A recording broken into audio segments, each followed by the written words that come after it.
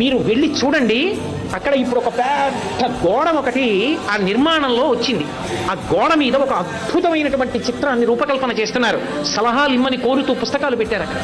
శ్రీశైల క్షేత్రంలో బయలుదేరి త్రిపురాంతకం వచ్చి, త్రిపురాంతకంలో బయలుదేరి మహానంది వచ్చి, మహానందిలో బయలుదేరి అహోబల క్షేత్రం వచ్చి, అహోబల క్షేత్రంలో బయలుదేరి తిరుమల వస్తాయి. ఈ మధ్యలో ఉన్నటువంటి కొండలు పరమ పావనమయ్యా నంది మండలము అది ఎలా ఉంటుందో ఒక ఊహాచిత్రంగా ఊహిస్తే, ఆ కొండల మధ్యలోంచి ఎన్నో కొండలు, ఇన్ని కొండల మధ్యలో ఉన్నటువంటి ఈ క్షేత్రములను, కొండ మీద ఉన్న క్షేత్రాలకి ఉన్న మార్గం ఒక పెద్ద పావు మిలికలతో పడుకున్నట్టుంటుంది. అది వెంకటాచలం దగ్గరికి వచ్చేటప్పటికి పడగలు విప్పి శేషుడు అవుతుంది. దాని మీద ఆనంద నిలయం ఒక మణి అవుతుంది. ఆ మణిలో పరమేశ్వరుడు వెంకటాచలపతి ఉంటారు.